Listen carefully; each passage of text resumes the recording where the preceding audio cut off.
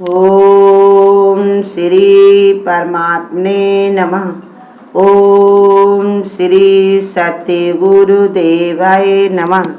देखिए ये बता रहे भगवान, ये है 10वें अध्याय का 23वां श्लोक 23 कि मैं एकादश रुद्रों में शंकर हूँ, ये 17 राक्षसों में धन का स्वामी कुबेर हूँ, 8 वसुओं में मैं अग्नि हूँ तथा शिखर वाले पर्वतों में सुमेर पर्वत हूँ।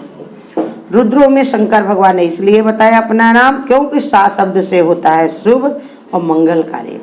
इसलिए भगवान ने अपने रूप को बता दिया कि शंकर का मेरा रूप है, क्योंकि संसार की सृष्टि में मूल तत्व भगवान की अपरा प्रकृति है। संसार को भगवान ने जो बनाया है वो अपरा प्रकृति से बनाया है। अपरा और परा दो प्रकृति, परा माने परमात्मा और अपरा माने ये सृष्टि, तो इसे रची गई है। ये अविद्या से भी मानी जाती है। ये संसार क्या है? अविद्या ही है। यहाँ जो देख रहे हो सब कुछ मिटने और विनाश होने वाला, आज है और कल नहीं, इसलिए इसको अविद्या बताया है। इसके विस्तार को भगवान ये समझाते हैं हमेशा कि इस भाव को व्यक्त किया गया है। अविद्या ज्ञान के परस्पर संघर्ष को ब्रह्मा जी ने क्रोध के रूप में बताते हुए रुद्र की उत्पत्ति बताई गई है। अब इस ब्रह्मा जी ने सृष्टि को रची है, कहीं पर ज्ञान के हिसाब से भी उन्होंने इसको समझा कि इसको बनाना ही जरूरी भगवान की आज्ञा है। और रचा किससे भगवान ने? इससे अपराशक्ति से। इसके कारण ये क्रोध भी इनको आ रहा है कि ऐसा काम हम करें जिसमें सब कोई उलझ जाएगा। ये दोनों कामों कार्य से परस्पर संबंध होने के कारण इनको संघर्ष माने अपने अंदर बहुत ही मेहनत करनी पड़ी। और इस मेहनत के कारण उसी से उनको पैदा कौन हुए? रुद्र भगवान। अब रुद्र की उत्पत्ति हुई, इसके कारण इसका नाम रुद्र भगवान ने बता दिया। रुद्रों में मैं शंकर हूँ। यक्ष राक्षसों में वित्तेश कुबेर, भगवान ने कहा कुबेर को बताया वो मैं ही हूँ। कैसे? कुबेर को वित्तेश अर्थात चित्त को अधिपति कहा गया है। वित्त का नियामक या अधिपति उसको विनिमय मूल्य है। यक्ष और राक्षस की शक्तियां हैं जिनके ऊपर कुबेर के धनागारों की रखवाली की जाती है और धन संपत्ति की रक्षा उनके विनिमय मूल्य की ही रक्षा है। भगवान की जिस शक्ति से इसका रक्षण होता है वही वित्तेश है। कहा कि जो भगवान का धन की शक्तियां हैं, जो भगवान ने धन का जो बनाया है, जहाँ धनराशि रखी जाती है, धनागार होते हैं, जहाँ पर रखवाली होती है, जहाँ इकट्ठा किए जाते हैं धन के जो है, वहाँ पर कौन इसकी रक्षा करता है? कुबेर। कुबेर जो होते हैं, इसलिए भगवान ने कहा वो कुबेर मैं हूँ। यक्ष राक्षसों में मैं कुबेर हूँ और वसुओं में मैं पावक हूँ। वसुओं में मैं पावक हूँ। वसु भगवान की वो शक्ति है जो अपने तेज से दूसरे को प्रकाशवान बनाती है। वसु के 8 भेद हैं, भव, ध्रुव, सोम, विष्णु, अनल, अनिल और प्रत्युष और प्रभय। पावक का अर्थ है पवित्र करने वाला। ये सब भगवान ने बताया कि वसु जिसके वो हैं, वसु के कितने रूप है? 8। भगवान का ज्ञान ही सबको पवित्र करने वाला है, इसलिए वसुओं में भगवान ने अनल अर्थात अग्नि, पावक उनका अपना ही रूप है। भगवान ने बताया जब ज्ञान जब हो जाता, समझ हो जाता तो सब पवित्र हो जाते। जैसे संसार की जितनी भी वस्तु हैं वो अग्नि के द्वारा सब पवित्र हो जाती है। देखो कोई चीज़ अगर कहीं गंदे में गिर भी जाए तो कहेंगे आग में इसको डाल दो तो पवित्र हो जाएगी। शरीर ये हमारा कितना ये गंदगी से भरा होता है, कितना इसमें मल मांस बदबू सब भरी हुई है, लेकिन आग से जला दिया जाता तो पवित्र हो जाता है। इंसान को खाना पीना कैसा भी रहे, कोई सब्जी हो कैसी भी हो, अगर उसको गर्म कर दिया जाए, खुद फिर से खौला दिया जाए आग के ऊपर तो कहेंगे फिर से ये शुद्ध हो गई। आग का प्रभाव ऐसे रहता है। तब इसलिए वो आग का अपना भगवान ने अपना ही रूप बता दिया कि वो अग्नि कौन है? मैं हूँ। पावक स्वरूप हमारा ही है, इसलिए बताया वसुओं में मैं पावक हूँ।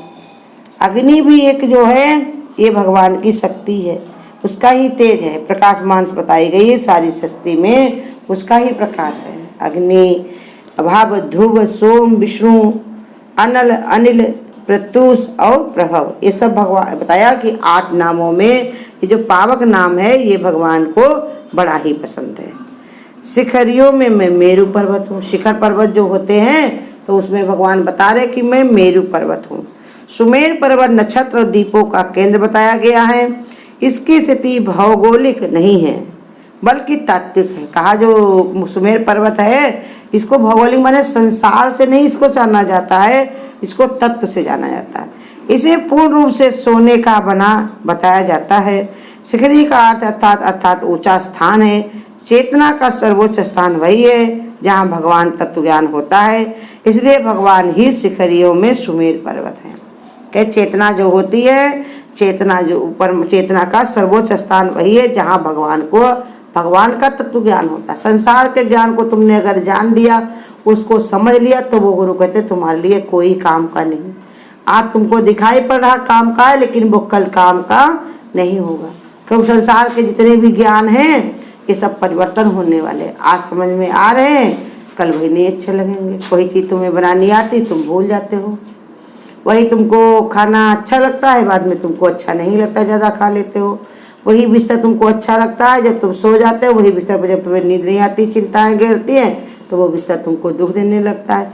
ऐसे बताया संसार की जितनी चीज़ सुखकर हैं वो होती तो दुख कर हैं। इसलिए समझा रहे जिस तत्व को तुम समझ करके उसके लिए चेतना में भगवान का ये समझ ले करके जो स्थान बना लेते हो परमात्मा को याद करने के लिए, तत्व ज्ञान को समझने के लिए, तो भगवान ने कहा वो शिखरियों में सुमेर पर्वत हूँ। इस पर भी भगवान ने कहा अगर तुम चढ़ने लगे इस पर्वत को जानने के लिए, समझने के लिए संसार में, तो फिर भगवान ने कहा सुमेर पर्वत माने क्या है।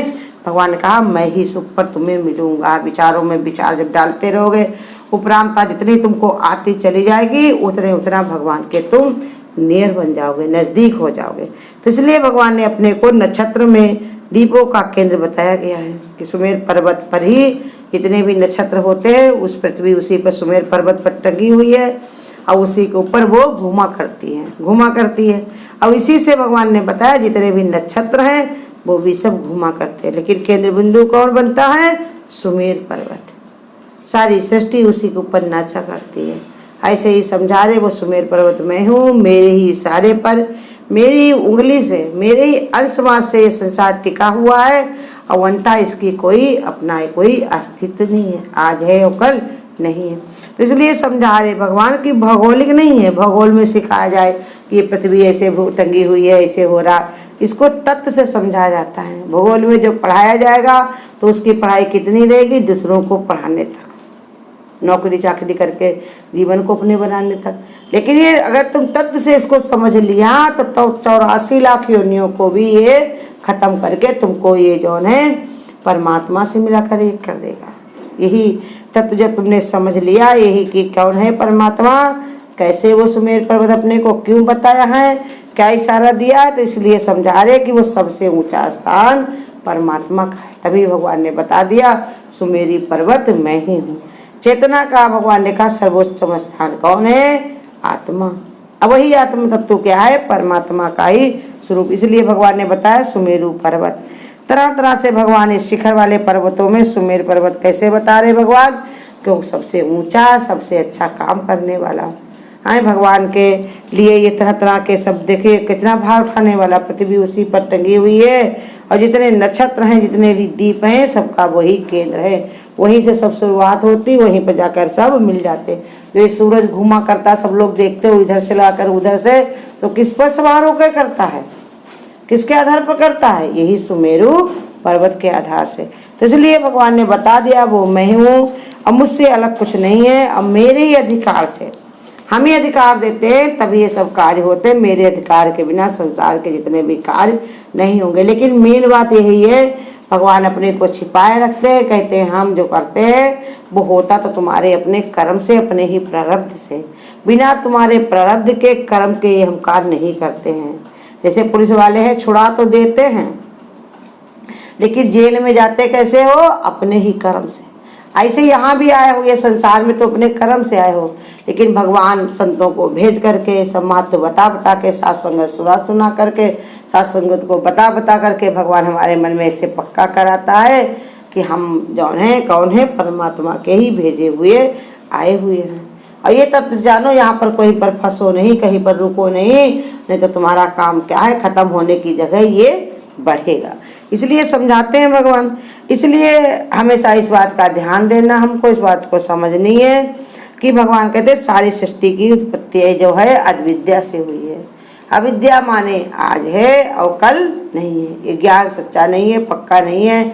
जिसको तुम अपना समझ रहे हो वही तुम्हारा सबसे बड़ा धोखा है। जब तक तुम पैदा थे तो कौन सी तुम लेके आते बताओ? घर द्वार जेवर लड़का बच्चा परिवार, जिसके लिए तुम इतना परेशान होते हो, आखिर वो सब कहाँ था जब तुम आए थे? कहाँ था? तो वो तब भी नहीं था तुम्हारे साथ में, धीरे धीरे मिला है।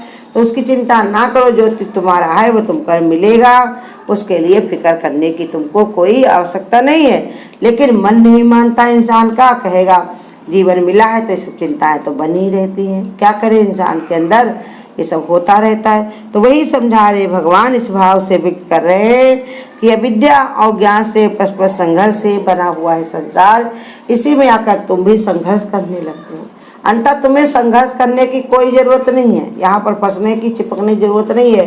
तुम सैलानी हम सैलानी, आए हम सब सैर करने को, और सैर करके एक दिन कहीं न कहीं ये निकल चलना है। हमको यहीं पर बैठे रहेंगे, यही हमारा कोई ठिकाना है। और भी बहुत कार्य करने हैं, इसलिए भगवान का भक्त उसी में ही लीन रहता है।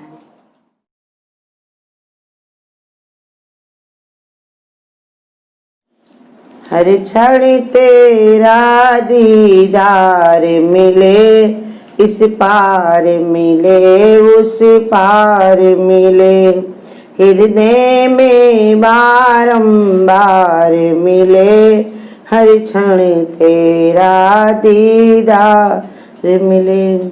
तेरी ज्ञान की ज्योति ले करके तेरी एक राह पे चलता हूँ। कोई ले ले बस नाम मेरा, मैं अपने आप ही बढ़ता हूँ। मैं साज हूँ तेरे साजों का, तेरे स्वर में मेरा साज मिले। हृदय में बारंबार मिले, इस पार मिले उस पार मिले। हर क्षण तेरा दीदार मिले, इस पार मिले उस पार मिले। दुनिया की अजब ये मस्ती है, जग माया में मत वाली है। मैं नाम तुम्हारा गाता हूँ, ये मुझको देती गाली है। ये भी तेरी एक लीला है, अपमान के रूप में प्यार मिले। हे नाथ तुम्हारा दुनिया में, हर एक क्षण तेरा प्यार मिले। हर क्षण तेरा दीदार मिले, इस पार मिले उस पार मिले। जब सब कुछ मालिक तेरा है, अपमान कहाँ से मेरा है। मैं प्रेम में सब स्वीकार करूं, ए दाता जब तू मेरा है। तेरी रजा मेरा जी हूँ, चाहे जीत मिले या हार मिले।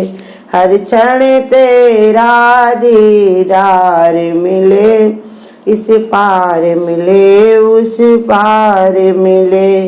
हृदय में बारंबार मिले, इस पार मिले उस पार मिले। अगर आपको आज की वीडियो अच्छी लगी हो तो वीडियो को लाइक और शेयर करना ना भूलें। आगे की वीडियोस देखने के लिए चैनल को सब्सक्राइब करें और नोटिफिकेशन